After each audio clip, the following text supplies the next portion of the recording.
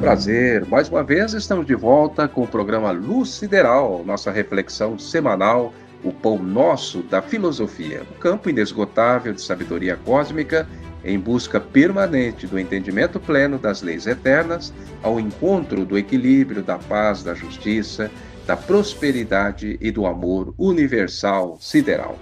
Edição 108, o tema Renúncia versus Bajulação. Obrigado a você na audiência do programa Luz Sideral. Um grande abraço à dona Romildete Détoli Carvalho e sua filha Carol, lá da M. Mirim, avenida famosa lá da zona sul da capital paulista, próximo ali ao Hospital Ângela, né? E ela me mandou aí um recado aqui dizendo: o vídeo está ótimo, irmão Ataíde, se referindo à edição de número 107, com o tema O Milagre do Retorno, participação lá especial do nosso amigo Odair, né, Toninho. E ela prossegue aqui: vejo que se tornou também um escritor. Parabéns pelo livro O Retorno. Obrigado, minha amiga Romildete, é isso mesmo.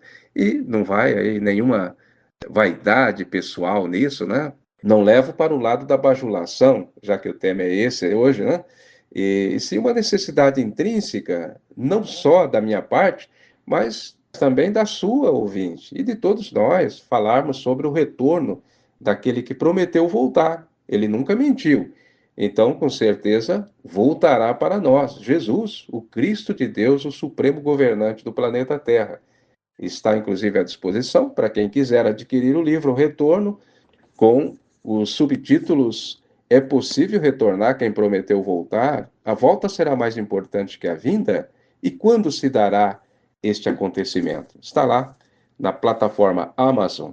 Bom, continuando. Do Campo Limpo também, na mesma região lá da capital paulista, temos a dona Maria Ruth Couto dos Santos. Ela está sempre me mandando áudio, agradecendo e dando sua opinião sobre as nossas reflexões aqui no Luz Sideral. Então fala aí, dona Ruth, com sua própria voz. Obrigado, irmão Thaís. É isso aí. A gente sabe que as coisas do jeito que está, mas confiamos em Deus.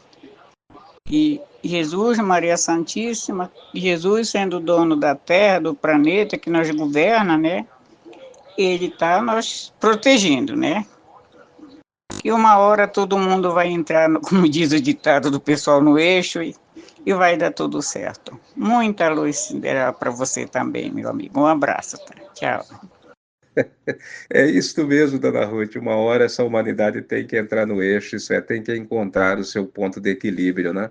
Não é possível que vai ficar eternamente dando topada, né? Muito bem lembrado. Muita luz sideral para a senhora também, para toda a família. Obrigado mesmo, hein? Sim, continuaremos aqui a agradecer, né, a grande audiência do programa Luz Sideral pela internet nas próximas edições. Você pode continuar aí encaminhando as suas mensagens, suas opiniões, escrita ou gravada na sua voz, né, que eu vou divulgando na medida do possível por aqui. Muito bem, agora sim, ao tema de hoje, renúncia versus bajulação. Por quê, hein? Justamente para contrapormos essas duas palavras antagônicas, a renúncia nos remete ao entendimento de muitas coisas, como, por exemplo, renunciar aos prazeres efêmeros do ego, né? E buscarmos, né, com certo esforço, o equilíbrio do corpo e da alma por meio de uma vida disciplinada, educada, controlada, com muito estudo, muito trabalho.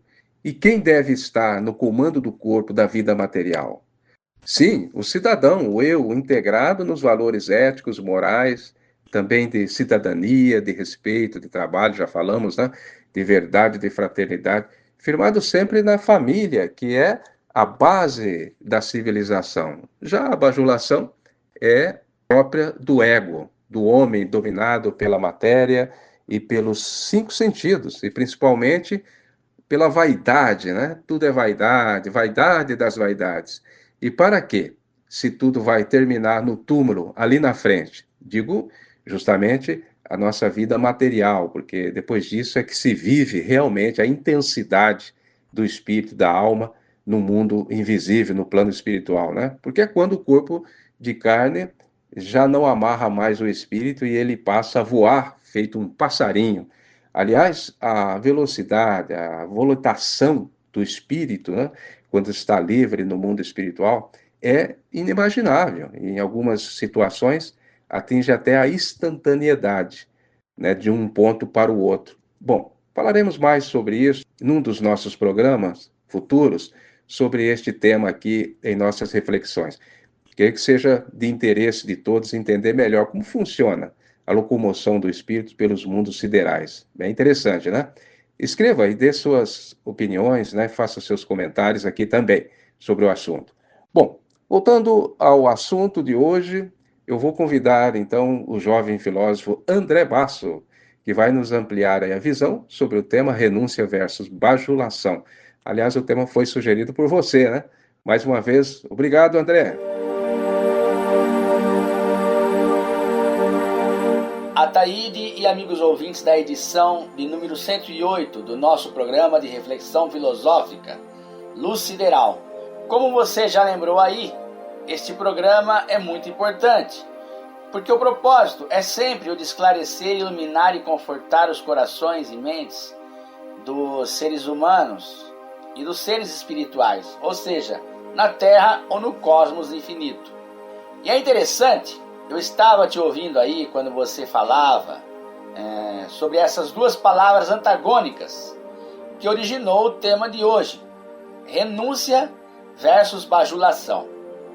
E você acabou incluindo aí uma outra situação que vai gerar um dos futuros temas do programa Luz Sideral, que é a questão da volitação do espírito.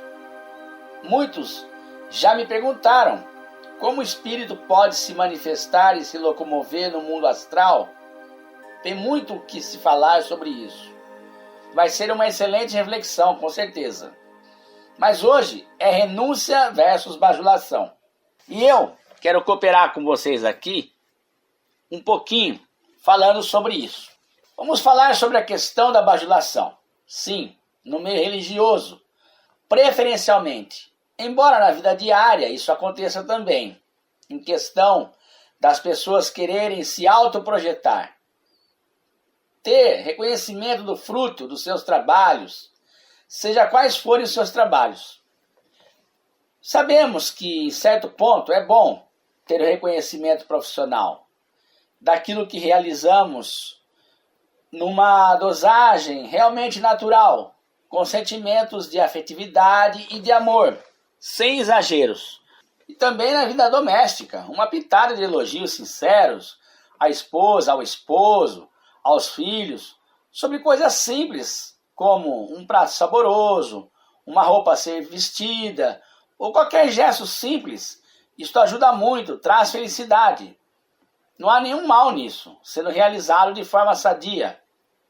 Ou também na questão, no meio esportivo, onde há competitividade, sadia, coisa rara hoje em dia, em que as pessoas querem ter o primeiro lugar, o segundo lugar, o terceiro lugar. Mas a competitividade acontece também nas empresas e no meio comercial.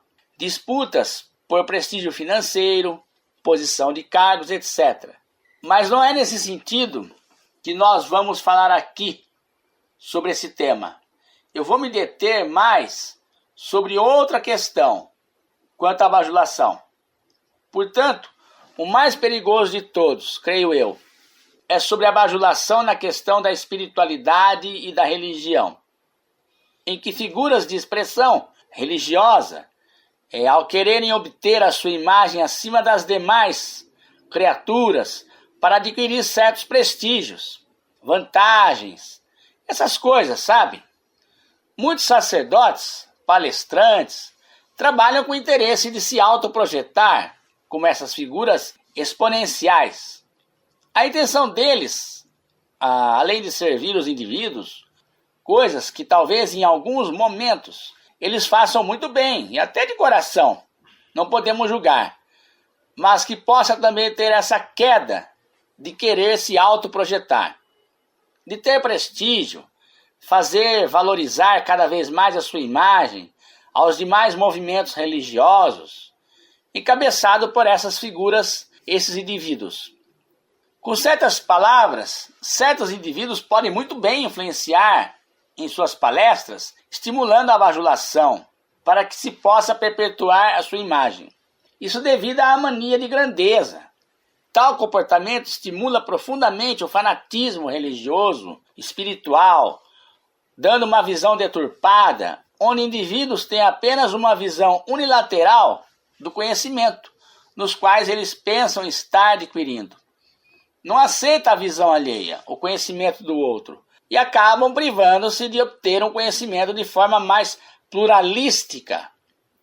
Bem, o maior expoente do planeta Terra, o Cristo, aquele que fundou este planeta chamado Terra, não se permitiu ser adulado por seus seguidores. E ele mesmo sentenciou uma frase curiosa no seu próprio evangelho. Vejamos, aspas, assim também vós, depois de terdes haverdes feito tudo o que vos foi mandado, dizei, somos servos inúteis, porque fizemos somente o que deveríamos fazer. Fechar aspas. Está lá no Evangelho segundo Lucas, capítulo 17, versículo 10. Mas a Bhagavad Gita trata do mesmo assunto. É muito bem lembrado pelo professor Humberto Roden. E o Tao Te Ching de Lao Tse também. Vejamos.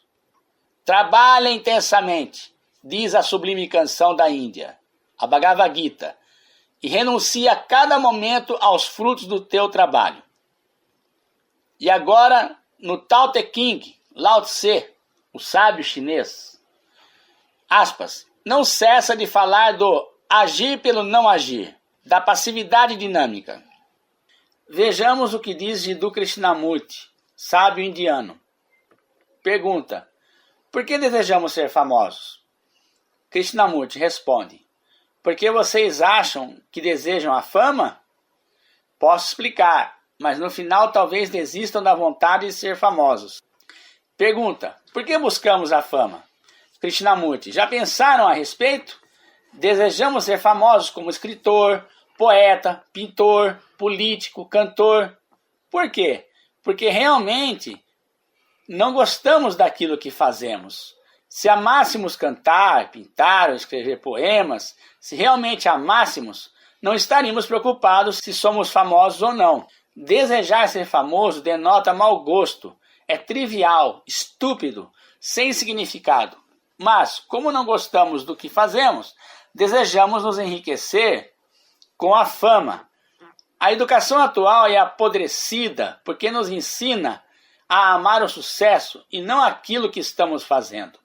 O resultado tornou-se mais importante do que a ação. Sabem, é bom esconder o próprio brilhantismo, ser anônimo, amar o que está fazendo e não se mostrar. É bom ser gentil sem aparecer.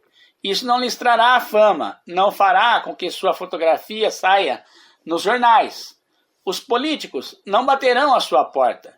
Vocês serão somente seres humanos criativos, vivendo anonimamente e nisso há riqueza e grande beleza. Esse trecho foi extraído do livro Krishnamurti, no seu livro Pense Nisso. Bem, agora prossigo eu. Para terminarmos essa reflexão, com as palavras do professor Humberto Roden, em seu livro O Quinto Evangelho, a Mensagem do Cristo segundo Tomé, no item 32. Jesus disse, uma cidade situada num monte fortificada não pode cair, nem pode permanecer oculta.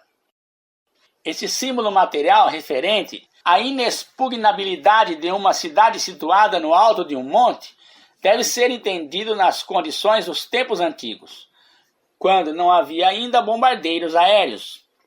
Além de ser inexpugnável, uma cidade construída no cume de um monte, ela é visível de todos os lados a grande distância. O simbolizado espiritual desse símbolo material é o caráter do homem que atingiu o cume da sua natureza e lá edificou a sua fortaleza sobre o seu eu divino, inexpugnável pelas hostes do seu ego humano ou de outras potências inferiores. As potências do inferno jamais prevalecerão contra esse homem. Esse homem também não pode permanecer oculto por muito tempo. Ele é como a luz no alto do candelabro que ilumina a todos que entraram em sua casa, que dele se aproximam. Esta notoriedade do homem espiritual nada tem que ver com vaidades de publicidade que caracterizam o homem profano. As palavras tantas vezes repetidas por Jesus, aspas, Nada é oculto que não seja manifestado. Fechar aspas. Se referem ao íntimo caráter das leis cósmicas que, cedo ou tarde, fazem conhecidas as coisas mais espirituais. Em pleno século XX temos exemplo disto. Quem viu mais oculto do que Ramakrishna e Maharishi? E agora o mundo inteiro está inundado de livros sobre esses místicos anônimos. Mahatma Gandhi e Albert Schweitzer fizeram o possível para desaparecerem no anonimato. E hoje são nomes de projeção internacional. Os verdadeiros valores serão manifestados pela própria natureza da alma do universo, invisível como átomo e visível como cosmos. Em nossos dias, grandes empreendimentos espirituais nasceram gloriosamente e morreram ingloriosamente, porque seus protagonistas cometeram erro anticósmico de porem à frente de suas obras a pessoa e vaidade do seu ego. É impossível subornar as leis cósmicas, por mais bem camuflada que seja a tentativa de suborno ou de contrabando. A obra vai ser destruída quando baseada em motivos egoístas.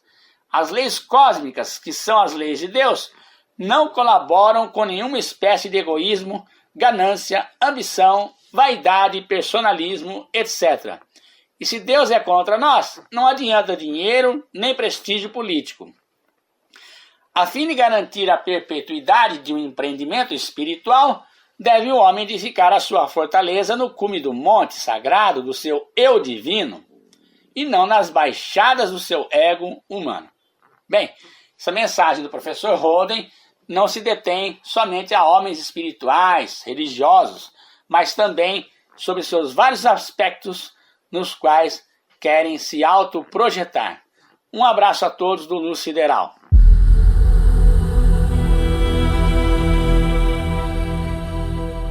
Ok, André, obrigado pela sua participação.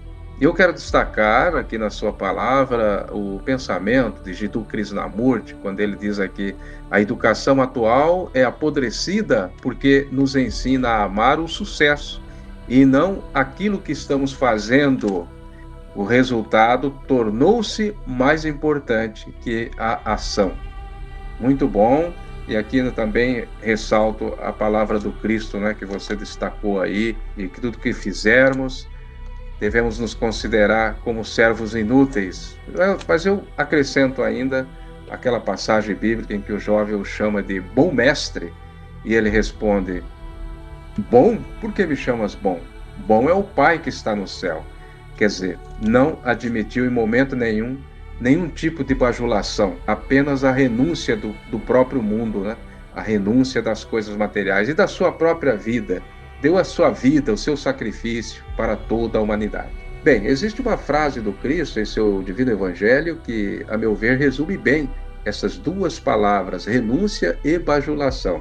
Dar com a mão direita sem que a mão esquerda saiba. Eu vou até ler aqui na íntegra, como se encontra aqui o texto em Mateus, capítulo 6, versículo 3 ao 17. Diz assim, Jesus: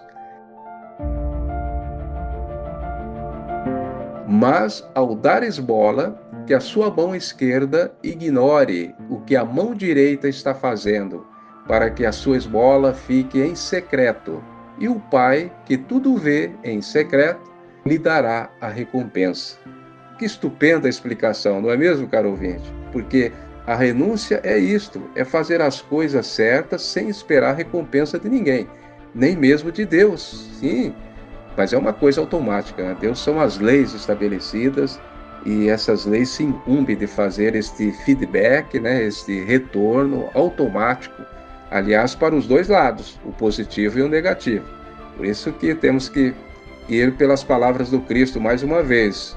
A cada um será dado conforme as suas obras. Então, é fazer por amor ao certo, ao correto, ao ético e moral. Claro, dentro da moral do Cristo, porque a dos homens às vezes se chocam, não é mesmo? Então temos que ficar com a moral do Cristo planetário. Acredito que foi servido aí um bom prato do gostoso pão nosso da filosofia, aqui na reflexão do Luz Sideral de hoje. Renovadamente agradeço então a sua audiência, desejando-lhe muita paz, saúde e luz sideral na sua vida. Até a próxima edição.